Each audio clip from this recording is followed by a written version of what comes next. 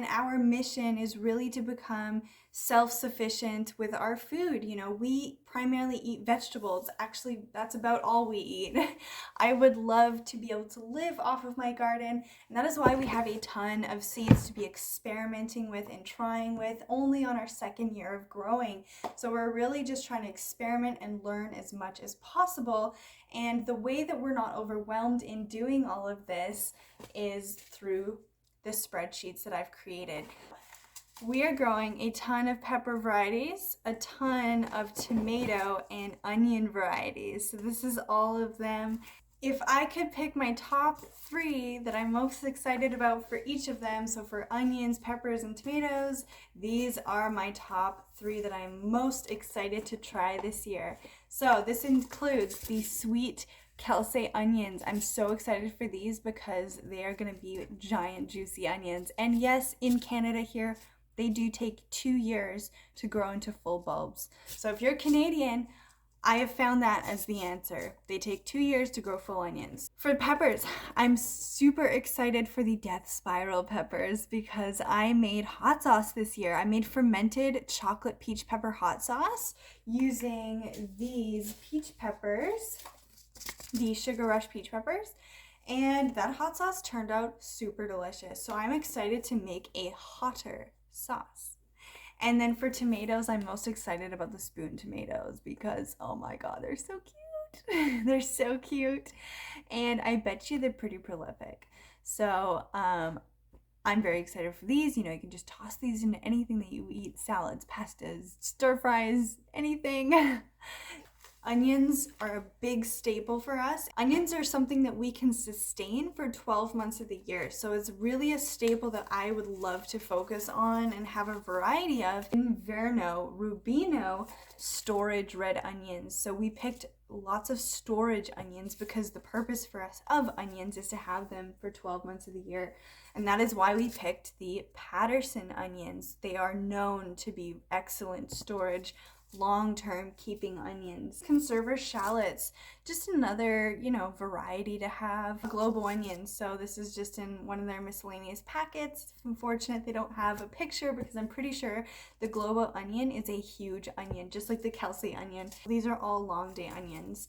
Ailsa Craig onions, they are known to reach a massive size. That's the Southport Red Globe red onions. They're one of the best keeping red types, so these keep very well in storage as well. The Tosca onions, these are very cool. They're like oblong. These are a great winter storage onion from Czech Republic. Cool. Red of Florence onion. They're very mild and sweet, so I'd just be interested in the difference of flavor of these, because not every onion we need for storage, right? We've got lots of peppers, and we need more peppers actually.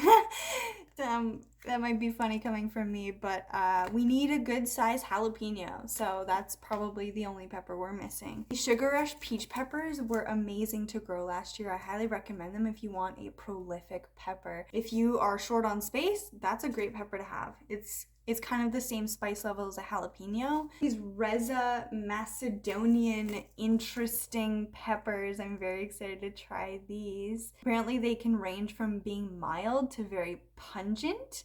Cayenne long thin peppers, just your regular old dried hot pepper flakes. I grew these last year.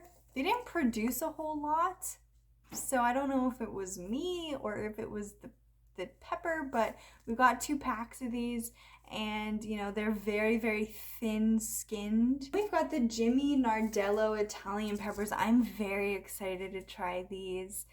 They're long, thin skinned frying peppers, and they dry very easily and apparently have a very rich flavor. Also very prolific, they say, and adaptable, so I'm very excited to have another prolific pepper. Corbaci peppers. Those look super exciting, all curvy and twisted, apparently very rich flavored, and are good for frying or pickling. Buena Mulata peppers. So these Buena Mulata peppers, I grew them last year and they were very, very nice. They do have a heat to them, not too hot. We are very heat tolerant, so It might be hot for some, but they are very interesting in the ranges of color. You know, they start out as like pink and then they go to orange and brown and then they become a deep red, and you know they start off as purple, and it's just a very interesting transition of a pepper if you want something super unique in the garden. Yeah, peppers, these are just big orange peppers. The yellow monster peppers, they look super massive and they look very nice to cut. These just look super adorable and I couldn't say no. Tomatoes. Okay, these are like the thing that we're most excited for.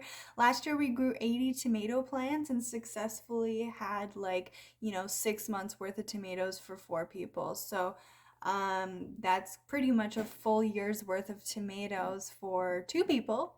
And I'm very proud of my accomplishment for my very first year of gardening, and I couldn't have done it without my spreadsheets. The varieties that we have are the green zebra tomatoes. How exciting are these? They're cherry tomatoes, and I'm very excited to try. Then we've got the Dad's Sunset tomato, the Genovese big juicy red tomatoes. Those will be excellent for sauces and sandwiches. Oh, I'd love a big slice of that on a sandwich. Wouldn't you?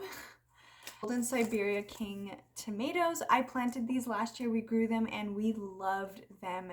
They have such a gorgeous orange stripe through the yellow that happens when they get ripe, and they're super delicious tomatoes. Green giant tomatoes, orange peach cherry tomatoes. So the black cherry tomatoes, who doesn't grow these? These are always delicious.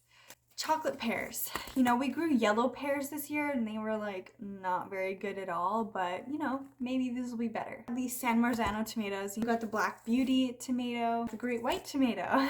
You got the Berries Crazy Cherry tomatoes. So these look like super prolific plants, and that's really what we're looking for. We're looking for unique, prolific producing plants. Our spoon tomatoes, our most exciting tomato. And I didn't go through all the West Coast seeds packs. Whatever, they're just regular old Swiss chard beets and peas. Nothing fancy. Well, this year we're really going to be focusing on how we can share with the neighbors, growing lots of sunflowers, and really just trying to grow big and learn as much as we can. There's no room for starting small when you're trying to grow food to be self-sufficient. So if you need to get organized, if you need to know how much you want to grow for years worth of food, feel free to check out my spreadsheets below.